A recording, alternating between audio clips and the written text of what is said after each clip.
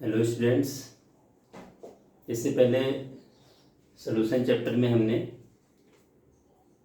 Different type of concentration term जो solution को express करने के लिए चाहिए, molarity, mole fraction, mass percentage, ppm, volume percentage, इसका डिस्कशन हम लोगों ने इससे पहले कर रखा है। अब हमारा इसका काफ़ी इम्पोर्टेंट टॉपिक सॉल्युबिलिटी की तरफ हमें मूव करना है। काफ़ी इंपॉर्टेंट पार्ट सोल्यूशन वाले चैप्टर से है और आप लोग इसको अच्छे से समझना। सॉल्युबिलिटी की देखो डेफिनेशन अलग अलग हो सकती है।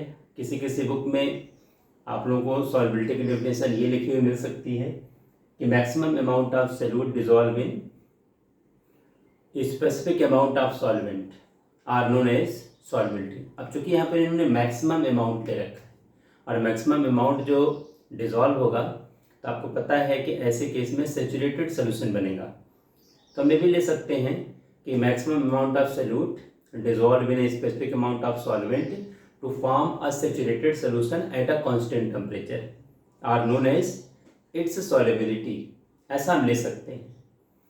लेकिन ज़्यादातर केस में सॉल्युबिलिटी की जो डेफिनेशन मिलती है ये 100 ग्राम सॉल्वेंट के रिस्पेक्ट में मिलती है कि maximum amount of solute dissolve in 100 gram of solvent to form a saturated solution are known as its solubility.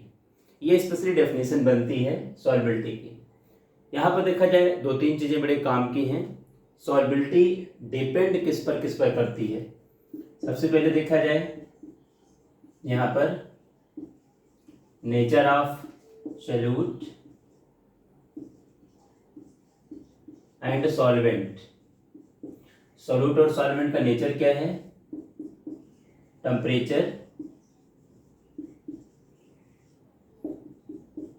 Pressure, इस पर देखा जाए स्पेशली हमारा सॉल्युबिलिटी डिपेंड करती है। अब इसमें देखा जाए nature of solute and solvent की बात अगर की जाए, आपको पता है कि सॉल्यूट और सॉल्वेंट का नेचर अगर सिमिलर होगा तो सॉल्यूट सॉल्वेंट में सॉल्युबल होगा, मतलब लाइक डिजॉल्व लाइक, ये हमेशा ध्यान रखना। अगर हमारा सॉल्यूट पोलर है या हमारा सॉल्यूट इलेक्ट्रोवैलेंट नेचर का है, इलेक्ट्रोवैलेंट कंपाउंड है, तो पोलर सॉल्वेंट के अंदर सॉल्युबल होगा। Polar solvent like as water, जिसको हम लोग बार बार काफ़ी एग्जाम्पल में कंसिडर करते हैं।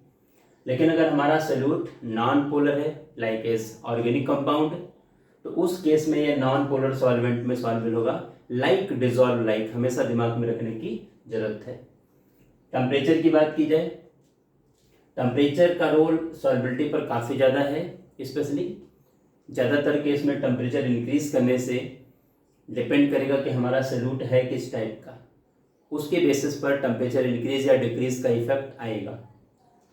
प्रेशर का इफेक्ट देखा जाए सॉलिड और लिक्विड केस में ऑलमोस्ट नेग्लिजिबल होगा, लेकिन गैस की सॉल्युबिलिटी के रिस्पेक्ट में प्रेशर का एक की रोल होगा, एक कह सकते हो मेजर रोल प्ले करेगा प्रेशर। तो हमारा डिस्कशन स्पेशली इन सब पर वन बाय वन करके हमारा कंसेप्ट आगे बढ़ेगा। सॉल्युबिलिटी की डेफिनेशन आपको पता होना चाहिए। कभी अगर सॉल्युबिलिटी की डेफिनेशन आए तो आप हमेशा वही 100 ग्राम ऑफ सॉल्वेंट के रिस्पेक्ट में आप डेफिनेशन लिखोगे कि maximum amount of solute dissolve in 100 gram of solvent to form a saturated solution are known as its solubility. ये आप लोग ध्यान में हमेशा रखना। अब हम लोग थोड़ा आगे चलना चाहेंगे। सॉलिड की सॉल्युबिलिटी की बात हम लोग करेंगे लिक्विड में, और इसके बाद हम गैस की सॉल्युबिलिटी की बात लिक्विड में करेंगे। दोनों अलग अलग पॉइंट डिस्कशन होना है सॉल्युबिलिटी के रिगार्डिंग, तो आप लोग थोड़ा इसको ध्यान से समझिएगा। यहाँ पर solubility of solid in liquid, इस पर देखा जाए, इसकी तरफ थोड़ा सा मूव करेंगे। बड़ा सिंपल सा कॉन्सेप्ट है, आप सबको पता है कि सॉलिड अगर लिक्विड के अंदर डिसॉल्व होगा तो दो तरह के केसेस आएंगे। सॉल्यूशन बनेगा, डिसॉल्व होने की प्रोसेस को हम डिसोल्यूशन का नाम देते हैं, और सॉल्यूशन से अगर सॉलिड और लिक्विड अलग होते हैं तो क्रिस्टलाइजेशन का नाम देते हैं। ये सिचुएशन हमारे सामने आती है। सॉलिड अगर लिक्विड में डिजॉल्व होगा तो सॉलिड का लिक्विड में डिजॉल्व होने की प्रोसेस डिसोल्यूशन, डिजॉल्व होने की प्रोसेस के लिए डिसोल्यूशन, और सोल्यूशन से अगर हमारा लिक्विड और सॉलिड अलग हो जाएंगे तो उसके लिए क्रिस्टलाइजेशन। जिस पर्टिकुलर कंडीशन में डिसोल्यूशन और क्रिस्टलाइजेशन की वैल्यू सेम आ जाएगी वही कंडीशन सैचुरेटेड सोल्यूशन स्पेशली होगी उस पर्टिकुलर टेम्परेचर पर। तो आप लोगों को इसका ध्यान रखना है। इस सॉलिड और लिक्विड के केस में जब सोल्यूशन बनेगा तो जो हमारा डिसोल्यूशन और क्रिस्टलाइजेशन के बीच में इक्विलिब्रियम स्टेज डेवलप होगी उसी स्टेज को हम सैचुरेटेड सोल्यूशन का नाम देंगे। तो ये तो एक सिंपल सी बातें रही। जैसा आपको सबको पता है solubility of solid in liquid की बात हम लोग करना चाह रहे हैं। अब इसमें देखा जाए जहाँ तक आप लोगों को सबको पता है सॉलिबिलिटी की बात, अगर इस केस में हमें सॉलिबिलिटी की डेफिनेशन देनी हो तो वही same case, maximum amount of solute dissolve in 100 gram of solvent to form a saturated solution is known as solubility. अगर इस केस में कभी कोई सॉल्युबिलिटी की डेफिनेशन हमें कहीं मेंशन करनी होगी तो आप लोग थोड़ा इस पॉइंट पर ध्यान दीजिएगा। अब हमें इसके आगे थोड़ा सा चलना है। सॉलिड की लिक्विड में जो सॉल्युबिलिटी का केस आएगा इस पर कौन कौन से ऐसे फैक्टर हैं जो डिपेंड होंगे। कहने का मतलब है कि जो सॉलिड और लिक्विड आपस में डिसॉल्व होकर सोल्यूशन बना रहे हैं तो किस किस फैक्टर से इन्फ्लुएंस होंगे, हमें उस फैक्टर की बात करनी है। सबसे पहला फैक्टर हमारे सामने वही आएगा नेचर ऑफ सॉल्यूट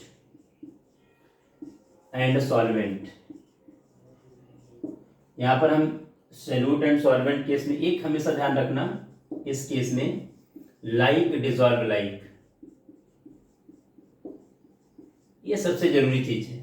मतलब क्या होगा कि हमारा सॉल्यूट और सॉल्वेंट का अगर नेचर सेम है, अगर सॉल्यूट पोलर है कोवेलेंट नेचर का या आयनिक कंपाउंड है तो पोलर सॉल्वेंट के अंदर डिसॉल्व होगा, क्योंकि दोनों लाइक डिसॉल्व लाइक, लाइक मतलब सेम नेचर वाला सेम नेचर वाले को डिसॉल्व करेगा। लेकिन अगर हमारा सॉल्यूट कह सकते हैं नॉन पोलर है, जितने भी ऑर्गेनिक कंपाउंड्स हैं सब कोवेलेंट होते हैं, ऑलमोस्ट नॉन पोलर भी होते हैं। तो ऐसे केस में अगर हम किसी ऑर्गेनिक कंपाउंड को लेते हैं जो कि नॉन पोलर है और कोवेलेंटली बॉन्डेड है तो वैसे केस में वो पोलर सॉल्वेंट में मिक्स नहीं होगा, नॉन पोलर सॉल्वेंट लेना पड़ेगा। एसीटोन, अल्कोहल, ईथर, इन सबको सेलेक्ट करना पड़ेगा, बेंजीन, टॉलुइन, इन सबको हमें सेलेक्ट करना पड़ेगा।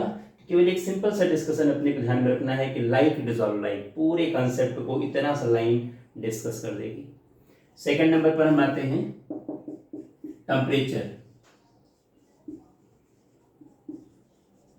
ये भी एक बड़ा अच्छा सा रोल हमारे सामने यहाँ पर देखा जाए टेम्परेचर का फैक्टर है। इसमें देखिए हमारे पास अगर कोई सॉलिड है और लिक्विड में अगर डिसॉल्व हो रहा है और इस केस में अगर इसको हीट चाहिए सॉल्यूशन बनने के लिए तो ऐसे केस में जैसे आप एग्जांपल भी ले सकते हो, इसमें NH4Cl का एग्जांपल लिया जा सकता है, AgNO3 का एग्जांपल लिया जा सकता है, पोटेशियम आयोडाइड का एग्जांपल लिया जा सकता है। ऐसे केस में NaNO3 का एग्जांपल लिया जा सकता है। ये सब ऐसे प्रोडक्ट हैं कि जिनको अगर वाटर में डिसॉल्व किया जाए तो ऐसे केस में एंडोथर्मिक चेंज होगा। एंडोथर्मिक ध्यान देना, हीट यूज होगी, मतलब ऐसे केस में जो डेल्टा एच की हमारी वैल्यू आएगी ये पॉजिटिव में आएगी। मतलब क्या रहा कि सॉलिड का लिक्विड में सॉल्व होने की प्रोसेस सोल्यूशन तो बनेगा लेकिन एंडोथर्मिक चेंज है। तो ऐसे केस में अगर हम टेम्परेचर को इंक्रीज करेंगे तो आपको देखने से लग रहा है कि इक्विलिब्रियम किधर मूव करेगा, फॉरवर्ड। मतलब क्या होगा कि सॉल्युबिलिटी इंक्रीज होगी। हमेशा ध्यान रखना, the substance which are dissolve in liquid and form a saturated and heat is absorb. इस केस में हीट एब्जॉर्ब होनी है, एनर्जी एब्जॉर्ब होनी है, एंडोथर्मिक चेंज होगा।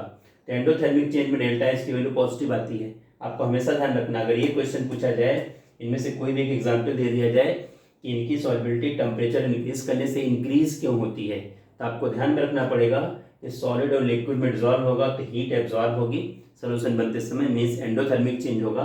और अगर ऐसे केस में अगर हम टेम्परेचर को बढ़ाते हैं तो जितने एंडोथर्मिक चेंज होते हैं सब फॉरवर्ड शिफ्ट करते हैं। तो ये ध्यान में रखने की जरूरत है।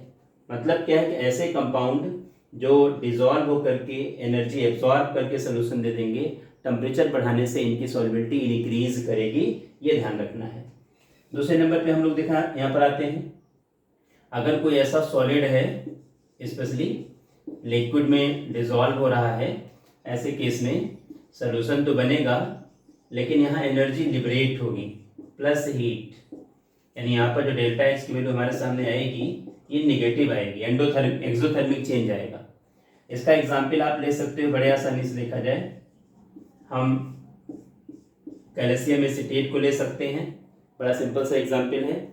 कैल्शियम एसीटेट, कैल्शियम हाइड्रोक्साइड को भी लिया जा सकता है, कैल्शियम हाइड्रोक्साइड, लिथियम सल्फेट को ले सकते हैं। ये सब कुछ सेलेक्टिव एग्जाम्पल हैं जिनको आप ले सकते हो। मतलब सॉलिड लिक्विड में डिजॉल्व होगा तो सोल्यूशन तो बनेगा और साथ में हीट इवॉल्व होगी, हीट लिबरेट होगी। आपको दिख रहा है कि ये चेंज एक्सोथर्मिक चेंज है, और आपको सबको पता है कि अगर ऐसे केस में एक्सोथर्मिक अगर कोई चेंज है तो ऐसे केस में अगर हम टेम्परेचर को इंक्रीज करेंगे तो इक्विलिब्रियम फॉरवर्ड के बजाय बैकवर्ड शिफ्ट होगी, और इक्विलिब्रियम अगर बैकवर्ड शिफ्ट होगी तो इनकी सॉल्युबिलिटी डिक्रीज करेगी। हमेशा ध्यान रखना, बड़ा सिंपल सा केस है और आपको ये चीज़ आनी चाहिए।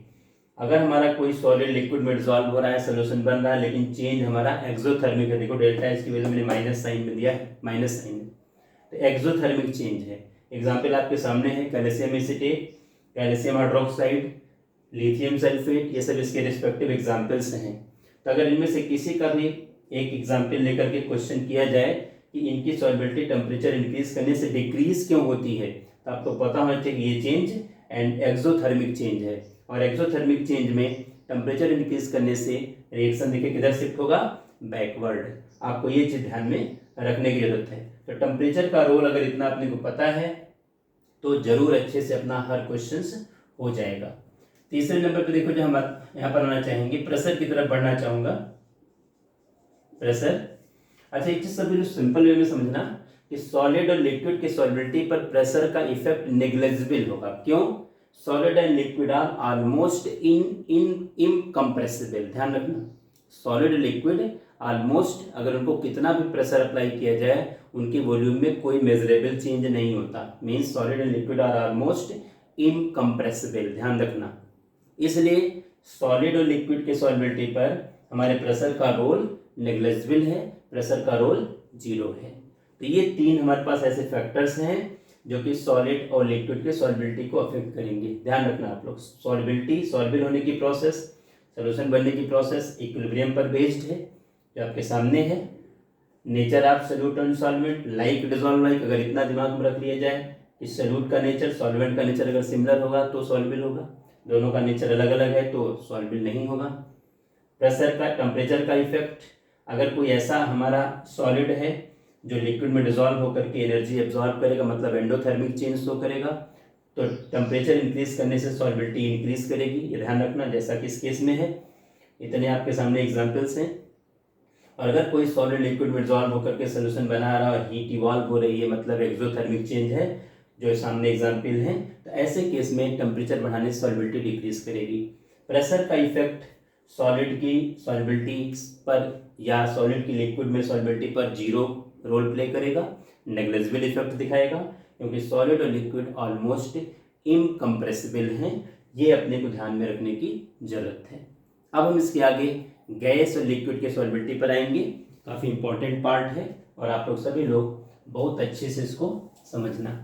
तो solubility of solid and liquid हमने कंप्लीट कर दिया है।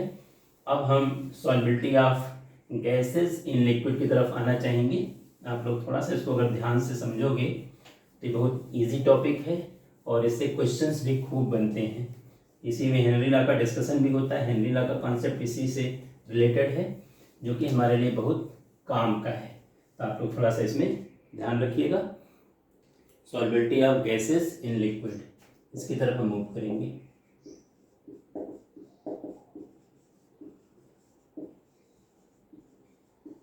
गैसेस इन लिक्विड, ये आपको हमेशा ध्यान रखना। Solubility of gases in liquid, आपको सबको पता है कि कोई भी अगर हम गैस प्रोडक्ट ले लेते हैं और इसको लिक्विड में डिसॉल्व कर देते हैं तो हमारा सोल्यूशन बनता है, एक होमोजेनियस सिस्टम प्रिपेयर होता है। और आपको पता है कि सोल्यूशन है क्या, होमोजेनियस मिक्सचर है, टू और more than two type of component. तो ज़्यादातर केस में हर गैस का लिक्विड में सॉल्वेबल होने का बिहेवियर अलग अलग है। कुछ गैसेज हाईली सॉल्वेबल होती हैं, कुछ गैसेज कम सॉल्वेबल होती हैं, लेकिन कम या ज़्यादा, लेस और मोर, हर गैस लिक्विड में डिजॉल्व होती है और एक होमोजेनियस सिस्टम प्रिपेयर करती है, होमोजेनियस सिस्टम देती है। और अपने को पता है होमोजेनियस सिस्टम को हम सोल्यूशन का नाम देते हैं। तो सोल्यूशन इस केस में भी देखा जाए अपना तो बनेगा ही बनेगा। दूसरे नंबर पे देखा जाए, अब जरा हम इनके इफेक्ट पर आते हैं। सबको पता है कि गैस अगर लिक्विड में डिजॉल्व हो रहा है तो सबसे पहले देखा जाए, यहाँ पर सबसे पहले मैं इफेक्ट की बात करूंगा, टेम्परेचर। बड़ा छोटा सा रोल है, कभी कभी 1 नंबर क्वेश्चन इससे निकल करके आता है।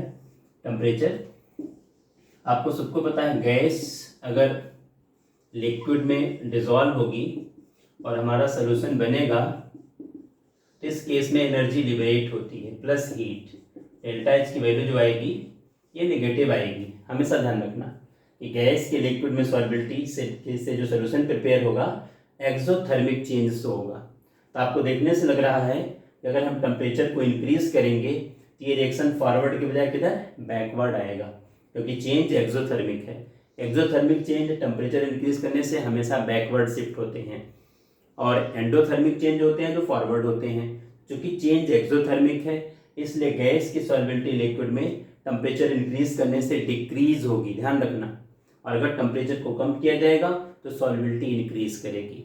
बड़ा सिंपल सा केस है, अगर थोड़ा सा यहाँ ध्यान रखा जाए तो बिल्कुल इजी टास्क अपने लिए है। एक क्वेश्चन बड़ा अच्छा सा इसमें यह आता है कि aquatic life are more comfortable in cold water than in hot water, और आगे वाई लगा देते हैं। एक्वेटिक लाइफ में देखो फिशेस जानवर्स आती हैं, आपको सबको पता है, are more comfortable in cold water than hot water. आगे वाई लगा देंगे, एक्सप्लेन, गिव रीजन, कुछ भी ऐसे बना देंगे और क्वेश्चन बन गया हमारे सामने। 1 नंबर क्वेश्चन बनता है जो इसी पर बेस्ड है। आपको देखने से ही लग रहा होगा, अगर हमारा वाटर का यानी हमारे कह सकते हो वाटर का टेम्परेचर कम है तो गैस की सॉल्बिलिटी ज़्यादा होगी। आपको सबको पता है एक्वेटिक लाइफ को सर्वाइवल के लिए ऑक्सीजन गैस की नीड होगी। अगर टेम्परेचर लो है तो ऑक्सीजन ज़्यादा सॉल्बिल होगा, और ऑक्सीजन अगर ज़्यादा सॉल्बिल होगा तो ऐसे केस में आपको सबको पता है कि चूँकि ऑक्सीजन की सॉल्बिलिटी कम ज़्यादा होगी तो एक्वेटिक लाइफ को ऑक्सीजन सफिशिएंट मिलेगी और वो बड़े इजी गोइंग सर्वाइव करेंगी। लेकिन अगर टेम्परेचर बढ़ा दिया जाएगा तो गैस की लिक्विड में सॉल्बिलिटी डिक्रीज कर जाए, क्योंकि एक्सोथर्मिक चेंज है, प्रोसेस बैकवर्ड हो जाएगा। तो ऐसे केस में जब टेम्परेचर इंक्रीज कर देंगे और गैस की लिक्विड में सॉल्बिलिटी डिक्रीज कर जाएगी तो ऐसे केस में एक्वेटिक लाइफ को sufficient air, sufficient oxygen available नहीं होगी और उनको अनकम्फर्ट होगा। इसीलिए ये बड़ा सिंपल सा क्वेश्चन है, aquatic life are more comfortable in cold water than water. आप लोगों को ये चीज़ तो अभी से समझ में आनी चाहिए, और अगर ये क्वेश्चन आए तो दिमाग में पहले से सेट होना चाहिए कि टेम्परेचर का इफेक्ट कितना अच्छा सा है। और एक ही क्वेश्चन बनता है जो आपके सामने है, गैस लिक्विड में सॉल्बिल होगा, सोल्यूशन बनाएगा, हीट इवॉल्व होगी, टेम्परेचर बढ़ाने से प्रोसेस बैकवर्ड होगा, गैस की सॉल्बिलिटी डिक्रीज करेगी, और टेम्परेचर डिक्रीज करने से रिएक्शन फॉरवर्ड जाएगा, मतलब गैस की सॉल्बिलिटी बढ़ेगी। आप लोगों को इसका ध्यान रखना ही रखना है इसमें। इसके बाद देखा जाए सेकंड नंबर पर हम आते हैं, प्रेशर का इफेक्ट, इसकी तरफ बात करेंगे। बड़ा अच्छा सा यहाँ पर देखा जाए इफेक्ट आएगा प्रेशर का। जैसे देखा जाए सिंपल सा केस अगर हम लोग लेकर चले, ये अपना देखा जाए कोई भी लिक्विड है, मान लिया जाए कि हम इसको वाटर मान लेते हैं, क्योंकि वाटर से हम लोग ज़्यादा फेमिलियर हैं। यहाँ पर कोई गैस है, सबको पता है, यहाँ पर गैस अब ऊपर से एटमॉस्फेयर अपना प्रेशर क्रिएट कर ही रहा, आपको सबको पता है। अगर यहाँ पर हमने कंटेनर को ओपन रखा है तो जो यहाँ पर प्रेशर वर्क करेगा वो एटमॉस्फेयर का प्रेशर वर्क करेगा, सीधा सा कॉन्सेप्ट है। तो गैस को जितना सॉल्बिल इसके अंदर होना चाहिए उतना सॉल्बिल होगी और हमारा सोल्यूशन प्रिपेयर करेगी। लेकिन अगर यहीं पर देखा जाए, हम एक पिस्टन लगा दें सपोज करो, और पिस्टन लगाने के बाद इस वाले केस में ऊपर से हम पिस्टन को प्रेस करने के लिए स्पेस बना दें। अब आपको देखने से लग रहा है कि अगर हम पिस्टन ऊपर से लगा दे रहे हैं और इसको हम प्रेस करेंगे, मतलब प्रेशर को बढ़ाएंगे, तो जब गैस का प्रेशर बढ़ेगा तो इसके अंदर सॉल्बिलिटी बढ़ेगी। मेरे कहने का मतलब कहने का पर्पस क्या हुआ कि जितना ज़्यादा हम ऊपर से प्रेशर अप्लाई करेंगे उसी के रेशियो में हमारा जो गैस है लिक्विड के अंदर यानी वाटर के अंदर सॉल्वेंट होता चला जाएगा और सॉल्बिलिटी इंक्रीज करेगी। तो कहने का मतलब क्या होगा कि प्रेशर इंक्रीज करने से कोई भी ऐसी गैस नहीं, हर गैस की सॉल्बिलिटी इंक्रीज करती है। तो आपको ये ध्यान रखना है, प्रेशर का एक मेजर रोल यहाँ पर है। अब यहीं पर देखा जाए हमारा जो डिस्कशन एक आएगा, बड़ा अच्छा सा लॉ है हेनरी लॉ, जिसका डिस्कशन हम इसी टॉपिक से रिलेटेड करेंगे। तो प्रेशर का क्या इफेक्ट है गैस की सॉल्बिलिटी पर, वहीं पर हमें हेनरी लॉ का डिस्कशन स्पेशली आप लोगों के सामने करना है। तो आप लोग थोड़ा सा इस पॉइंट को अच्छे से समझना, बड़ा अच्छा सा टॉपिक है और इस पर क्वेश्चंस भी बड़े अच्छे अच्छे बनते हैं, न्यूमेरिकल्स भी बनते हैं और साथ में जो हमारे नॉर्मल क्वेश्चंस बनते हैं, कह सकते कॉन्सेप्चुअल, रीजनिंग बेस्ड, वो तो बनेंगे ही बनेंगे और न्यूमेरिकल्स भी इस पर बनते हैं। तो हमारा डिस्कशन इसी पॉइंट पर देखा जाए स्पेशली आएगा। हम लोगों ने क्या किया है, यहाँ पर कोई भी लिक्विड ले रखा है, ऊपर देखा जाए हमने गैस ले रखी है, यहाँ पर हमने देखा जाए पिस्टन लगा रखा है प्रेस करने के हिसाब से। जैसे जैसे यहाँ पर हम प्रेस करेंगे गैस का, यहाँ पर देखा जाए इसको कॉन्ट्रैक्ट करोगे, वॉल्यूम को डिक्रीज करोगे तो गैस का प्रेशर सोल्यूशन के ऊपर बढ़ेगा और जब प्रेशर बढ़ेगा तो अब ज़्यादा से ज़्यादा गैस इसके अंदर देखो डिजॉल्व होगी। होता क्या सबको पता, देखो gas plus liquid gives out solution, ये आपको सबको पता है। अगर हम गैस लिक्विड के वॉल्यूम को V मान लेते हैं, यहाँ पर अगर हम V1 मान लेते हैं तो हमारा जो सोल्यूशन बनता है ये V बनेगा, सबको पता है, ध्यान देना। मतलब क्या हुआ कि अगर गैस कोई लिक्विड में सॉल्वेंट डिजॉल्व होगी तो सोल्यूशन का वॉल्यूम तो चेंज होगा नहीं। तो आपको सबको पता है कि अगर हम प्रेशर को बढ़ाते हैं तो हमारा इक्विलिब्रियम, हमारा सिस्टम ऐसे डायरेक्शन में शिफ्ट होगा जिधर वॉल्यूम डिक्रीज हो रहा हो। और आपको सबको पता है कि लीच एक्टिविटीज के अकॉर्डिंग देखा जाए, अब यहाँ पर रिएक्टेंट साइड में गैस का वॉल्यूम V1 है, लिक्विड का वॉल्यूम V है और प्रोडक्ट साइड में हमारा सोल्यूशन बन रहा है, उसका वॉल्यूम V है, लिक्विड के इक्वल आएगा। तो गैस का इसमें डिजॉल्व तो गैस हो जाएगी लेकिन उसका वॉल्यूम तो कुछ होना नहीं है, उतनी उतनी वैल्यू बनी रहेगी। तो मतलब अगर हम प्रेशर को बढ़ाएंगे तो रिएक्शन फॉरवर्ड जाएगा और जब रिएक्शन फॉरवर्ड जाएगा तो गैस की सॉल्बिलिटी इंक्रीज करेगी, ध्यान रखना इस पॉइंट पर। तो हेनरी लॉ इसी से रिलेटेड है, हेनरी लॉ बड़ा अच्छा सलाह है, आप लोगों को ध्यान से समझना है। अब यहाँ पर देखो हेनरी लॉ में समझाना क्या चाह रहे हैं, स्पेशली बड़ा सिंपल सा केस है। यहाँ पर mass of a gas dissolved in specific amount of solvent is directly proportional to pressure of the gas over the solution। मतलब क्या है कि जितना ज़्यादा mass of a gas dissolved in a specific amount of solvent at a constant temperature is directly proportional to pressure। यहाँ पर हम चाहें तो प्रेशर की बात करें, स्पेशली गैस के प्रेशर की बात करेंगे, pressure of the gas over the solution. मतलब यहाँ पर सोल्यूशन के ऊपर जितना ज़्यादा गैस का प्रेशर रहेगा उतनी ज़्यादा सॉल्बिलिटी आएगी, सीधा सा कॉन्सेप्ट है।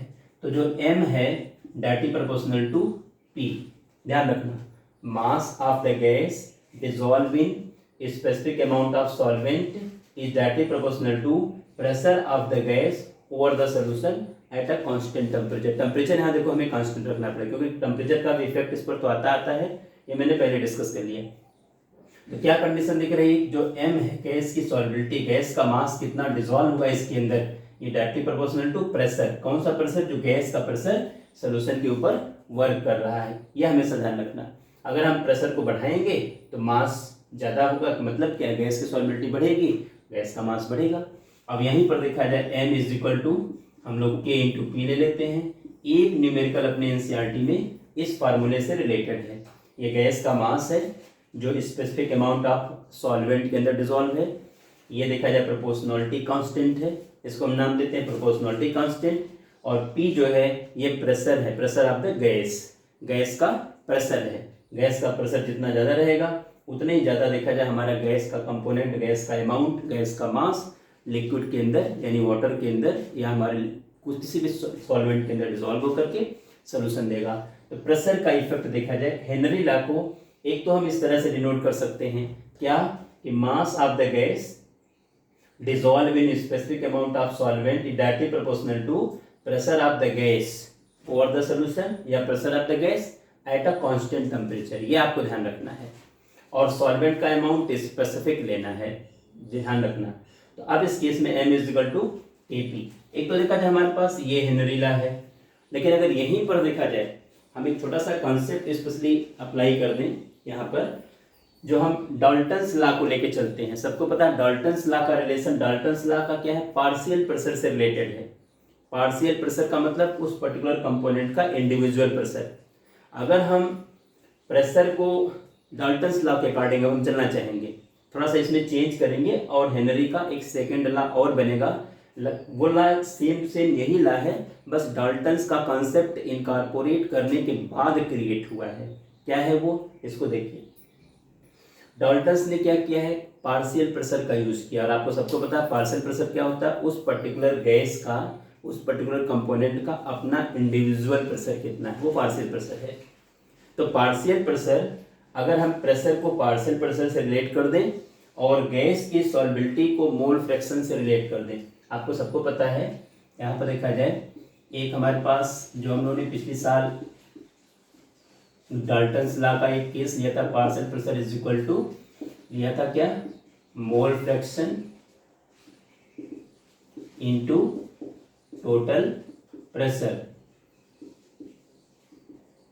ये आपको ध्यान रखना है। ये लॉ पिछले साल हमारा डिस्कस किया गया था। हम लोगों ने डाल्टन्स के पार्शियल प्रेशर से रिलेटेड एक सिंपल सा कॉन्सेप्ट गैसेस स्टेट में डिस्कस किया था, जहाँ पर पार्शियल प्रेशर निकालने के लिए हम लोग को मोल फ्रैक्शन लेना पड़ता था इनटू टोटल प्रेशर। इस फार्मूले का यूज हम लोग कर रहे थे।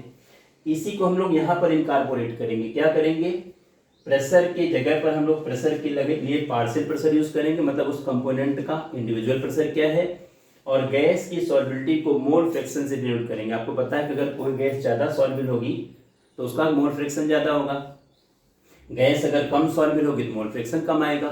मतलब क्या हुआ, इस वाले केस में partial pressure directly proportional to mole fraction of the gas in the solution. अब जरा देखो, एट अ कांस्टेंट टेम्परेचर, अब हम इसमें डाल्टन्स लॉ इनकॉर्पोरेट करेंगे तो हमारा हेनरी लॉ क्या बन के आएगा, बड़ा सिंपल सा। देखो इसमें इस पे एक कॉन्सेप्ट है इस वाले केस में कि गैस की सॉल्बिलिटी जो होगी ये देखा जाए पार्शियल प्रेशर पर डिपेंड करेगी। तो हम लोग पार्शियल प्रेशर और गैस की सॉल्बिलिटी को मोल फ्रैक्शन से रिलेट करेंगे डाल्टन्स लॉ इनकॉर्पोरेट करने के बाद। तो क्या कॉन्सेप्ट बन के आ रहा, partial pressure of the gas over the solution is directly proportional to mole fraction of the gas in the solution at a constant temperature. ये हमारा हेनरी का दूसरा पार्ट स्पेशली मान सकते हो, कह सकते हो कि है तो सेम वही की वही, लेकिन हम लोगों ने डाल्टन्स लॉ इनकॉर्पोरेट करने के बाद ये बात की है। क्या है, पार्शियल प्रेशर। अब यहाँ पर P जो है ये पार्शियल प्रेशर है, ध्यान रखना, और X क्या है, मोल फ्रैक्शन है, किसका, उस पर्टिकुलर गैस का। तो partial pressure of gas over the solution is directly proportional to mole fraction of the gas in the solution at constant temperature. अब यहाँ पर देखा जाए P इज इक्वल टू, यहाँ पर हम KH इंटू एक्स ले लेते हैं। तो ये हमारा हेनरी का कह सकते हो कि एक लॉ और क्रिएट हो जाता है। ये अलग लॉ कोई नहीं है, इसी से रिलेटेड है। यहाँ पर हमने मास को लिया था, सॉल्बिलिटी से रिलेट किया था, और यहाँ मोल फ्रैक्शन को लेते हैं। यहाँ गैस के प्रेशर को हमने लिया था, यहाँ पर हम पार्शियल प्रेशर को लेते हैं। यहाँ पर जो P है ये देखा जाए पार्शियल प्रेशर है, partial pressure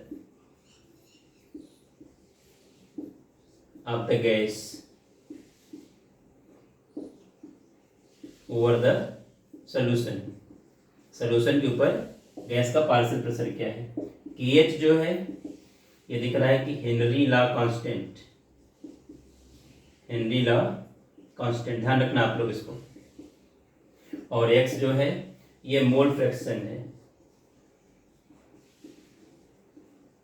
mole fraction of the gas, ये मोल फ्रैक्शन है, आप लोग इसका ध्यान रखना है।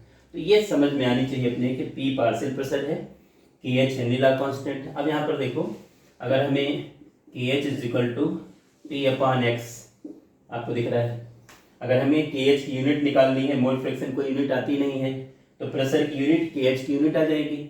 आपको सबको पता है कि यहाँ पर प्रेशर को या तो हमें ATM में लेंगे या हम बार में ले लेंगे। तो यहाँ पर जो KH की वैल्यू आएगी या तो ATM में आएगी इसकी जो यूनिट निकल करके आएगी, या स्पेशली देखा जाए बाहर में निकल के आ जाएगी। यूनिट अगर हम इसकी बात करें तो यूनिट ऑफ KH, यहाँ पर देखो ATM और बार, डिपेंड करेगा कि हमने पार्शियल प्रेशर को किस में कंसीडर किया है।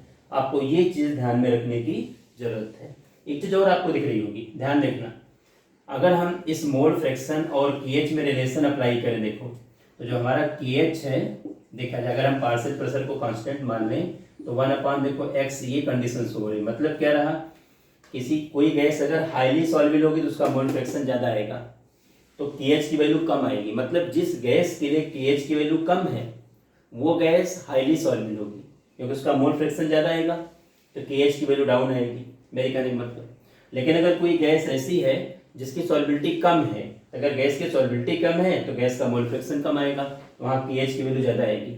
अगर मान लो 2-3 गैस के लिए KH की वैल्यू दी गई है, तो जिस गैस के लिए, क्योंकि पता है KH क्या, हेनरी लॉ कांस्टेंट है, किसी पर्टिकुलर गैस के लिए तो कांस्टेंट आएगा, लेकिन अलग अलग गैस के लिए अलग अलग आएगा, ये हमेशा ध्यान रखना। तो अब इस केस में क्या कंडीशन हमारे सामने दिख रही है कि जिस गैस के लिए KH की वैल्यू कम आएगी उस गैस की सॉल्युबिलिटी ज़्यादा आएगी, उसका मोल फ्रैक्शन ज़्यादा आएगा, देखो इनवर्स रिलेशन है। और जिस गैस के लिए KH की वैल्यू ज़्यादा आएगी उसकी सॉल्युबिलिटी कम आएगी। ये चीज़ अपने को समझने की जरूरत है। अब हम इसके पास थोड़ा सा हेनरी लॉ की बात तो कंप्लीट हो गई, अब हम इसके लिमिटेशन की तरफ और एप्लीकेशन की तरफ और मूव करेंगे। हेनरी लॉ का पॉइंट अपना कंप्लीट हो जाएगा। आपको सभी लोगों को इसको अच्छे से समझना है। हेनरी लॉ पर क्वेश्चंस जरूर मिलेंगे और बड़ा सिंपल सा टॉपिक है, थोड़ा सा आधे घंटे 1 घंटे का टाइम वीडियो देखने में दे दो तो हेनरी लॉ आपको पूरी तरह से समझ में आ जाएगा। इजी पार्ट है, कोई मुश्किल टास्क नहीं है अपना ये। चलिए थोड़ा सा इसके बाद हम लिमिटेशंस की तरफ बढ़ें। लिमिटेशंस ऑफ हेनरी लॉ, देखो लिमिटेशंस बड़े सिंपल से हैं। पहले नंबर पर ये देखो, अगर हम इस केस में लिमिटेशन पर स्पेशली आए तो आपको सबको पता है कि अगर हम प्रेशर को ज़्यादा बढ़ा देंगे तो गैस की सॉल्युबिलिटी बढ़ेगी, क्योंकि प्रेशर और सॉल्युबिलिटी का डायरेक्ट रिलेशन है। इसलिए प्रेशर बहुत ज़्यादा नहीं रहना चाहिए, मतलब प्रेशर कम होना चाहिए, कहने का पर्पज़ ये। क्योंकि जितने भी हेनरी लॉ हैं या जितने भी सोल्यूशन चैप्टर में लॉज हैं सब के सब डाइल्यूट सोल्यूशन पर वर्क करते हैं, ध्यान रखना, कंसंट्रेट पे नहीं।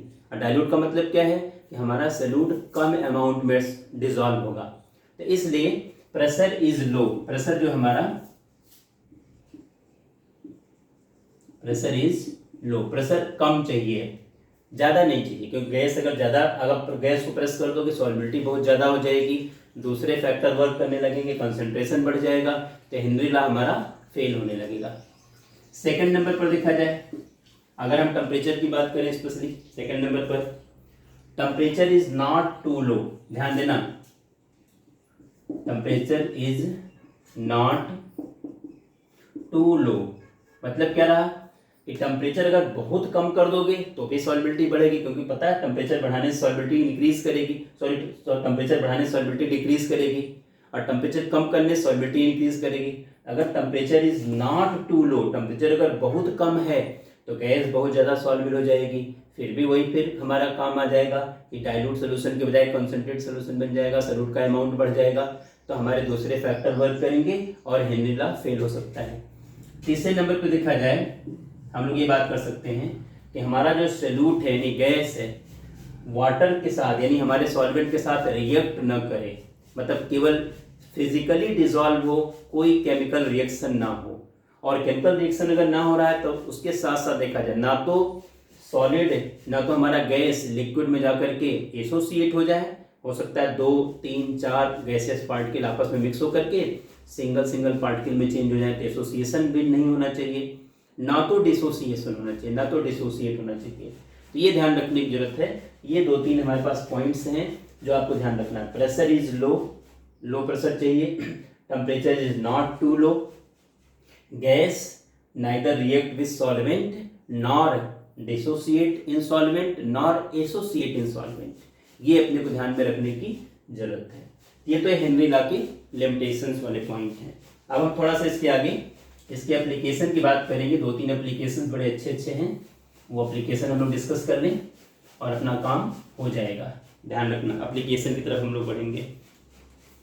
Applications of Henry law.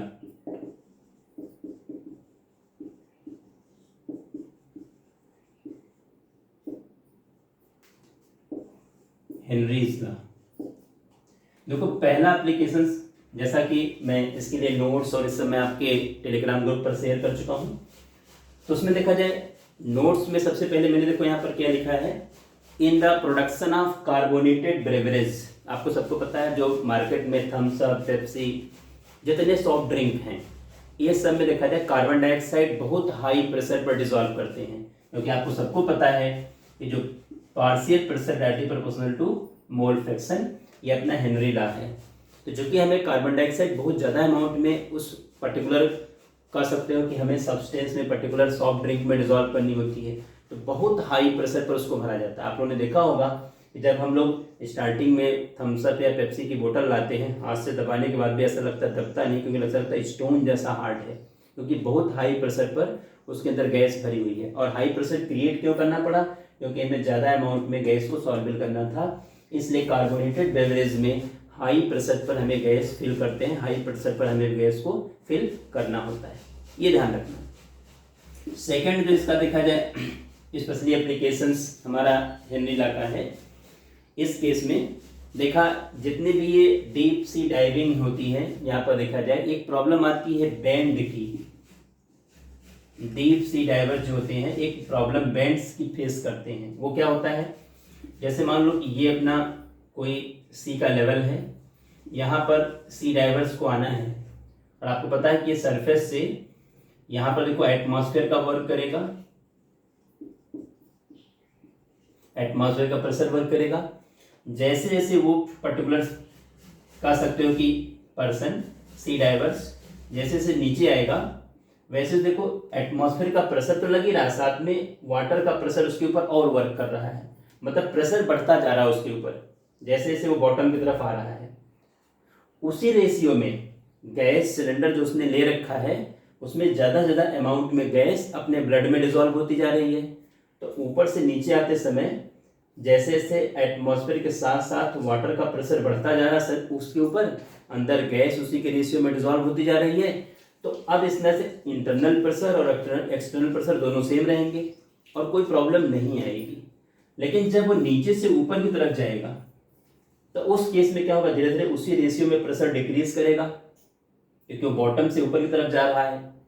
तो ऐसे केस में जो एक्स्ट्रा ऑक्सीजन डिजोल्व है जो सिलेंडर में थी, वो तो अपने बॉडी के मेटाबॉलिक एक्टिविटी में यूज हो जाएगी, लेकिन जो नाइट्रोजन का कंपोनेंट है, नाइट्रोजन जो उसके अंदर भरा था, एक चीज मैं बता दूं, गैस सिलेंडर में 100% ऑक्सीजन नहीं भरी जा सकती।